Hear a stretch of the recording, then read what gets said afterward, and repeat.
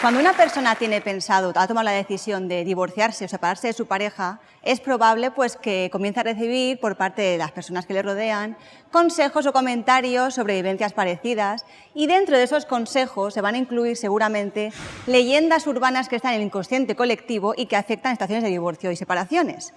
Hoy vamos a dar unas pinceladas de 4 leyendas urbanas que afectan al divorcio.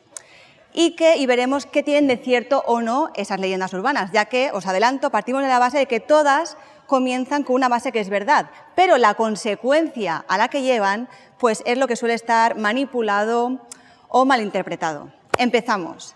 Primera leyenda urbana. Si te vas de casa, te pueden denunciar por abandono de familia, abandono de hogar.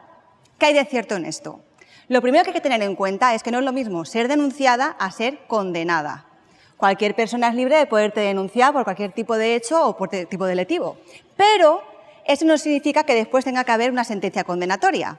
Para eso tiene que llevar a cabo un procedimiento judicial, que se prueben esos hechos y que además esos hechos, en ellos se incluyan los requisitos del delito que esté acusado. Teniendo claro esto, aquí solamente vamos a hablar si es condenada o no. ¿Es verdad que existe el delito de abandono de familia? Pues en principio sí.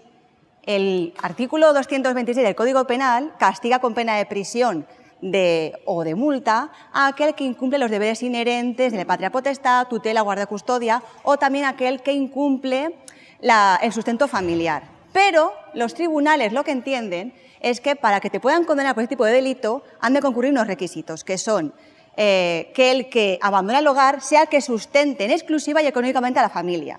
Además de que los deje en un estado de necesidad y que ese estado de necesidad y de pobreza perdure en el tiempo. Por tanto, si a la familia, los dos progenitores, los dos cónyuges son los que colaboran, no estaríamos dentro de ese delito. Tampoco estaríamos dentro del delito si el que abandona el hogar, aún así, sigue pagando los recibos y las cargas familiares o sigue ocupándose de sus hijos. Tampoco. Y tampoco si es un momento temporal u ocasional. Entonces, si no concurren esos 3 requisitos, no se nos puede condenar. Además, si nos queremos cubrir las espaldas, hay que tener en cuenta que el artículo 105 del Código Civil establece que no incumple su deber de convivencia el cónyuge que, cuando abandona su domicilio, en los 30 días siguientes interpone la demanda de separación, divorcio o nulidad. Por tanto, ¿me pueden condenar por abandonar mi hogar porque ya no aguanto más?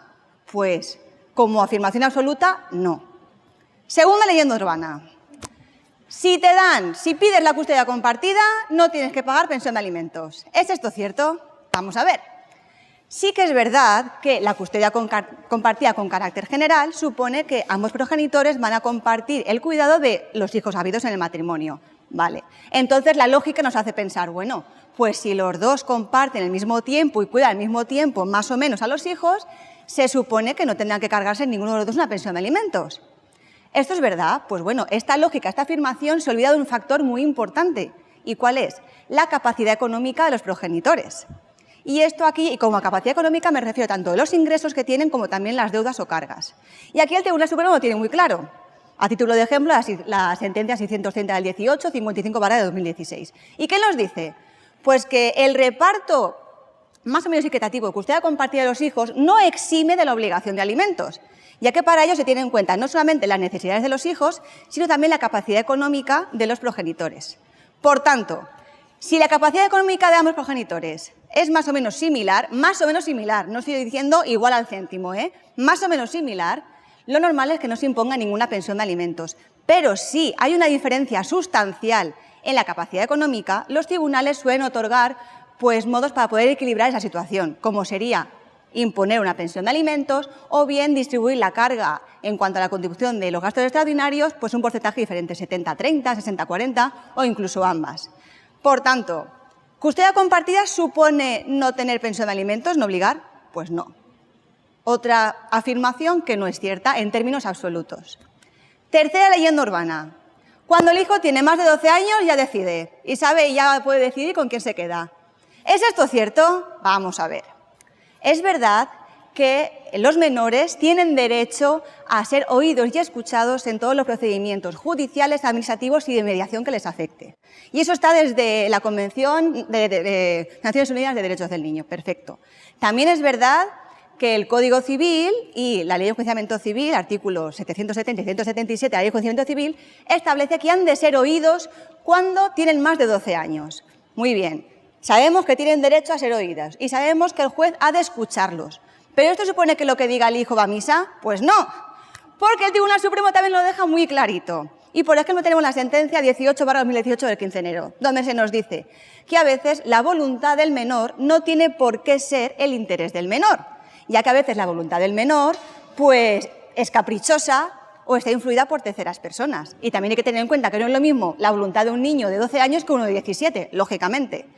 Y también la Audiencia Provincial de Valencia sigue también la misma directriz. De hecho, nos dice, vamos a ver, los tribunales tienen que indagar cuál es el interés del menor. Y quizás lo que el menor quiere no supone que sea necesariamente lo que el menor necesita. Y además hay que tener en cuenta las necesidades del presente y también las del futuro. Por tanto, que el hijo tenga más de 12 años supone que lo que él pida se le va a dar en cuanto a régimen y custodia. No. Otra afirmación que en términos absolutos no es cierta. Y por último, la cuarta leyenda urbana es, y esta me lo encuentro sobre todo en las mujeres mayores, quiero pedir la separación y no el divorcio porque si no tengo derecho a la pensión de viudedad. No sé de dónde sale, pero es muy común. Yo al principio pensaba que era, pues será por convicciones religiosas, porque vamos, su religión le impide poderse divorciar. Pero no va por ahí la cosa, es por tener derecho o no a la pensión de viudedad. ¿Y esto es verdad? Pues no. Si nos vamos al artículo 220 de la Ley General de Seguridad Social, lo que establece es las mismas condiciones tanto si estás separado o si estás divorciada. Claro está, salvo que si te divorcias no te vuelvas a casar, porque entonces olvídate. Entonces, separada y divorciada tienen los mismos derechos para poder obtener la pensión de viudedad. El único requisito es que se te reconozca en la sentencia de divorcio o de separación una pensión compensatoria. E incluso no teniéndola reconocida, si has sido víctima de violencia de género, también tendrías derecho a la pensión de viudedad. Por tanto, si estoy separada, ¿tengo derecho o mayores derechos a conseguir la pensión de viudedad más que si estoy divorciada? No. Otra leyenda urbana, que en términos absolutos no es cierta. Entonces, espero que con estos 4 leyendas urbanas os haya podido despejar algunas dudas o daros al menos herramientas para poder rebatir a quienes con afirmaciones absolutas intentan dar por hecho mentiras que por darlas repetidas muchas veces quieran que sean verdad. Muchas gracias y adiós. Gracias.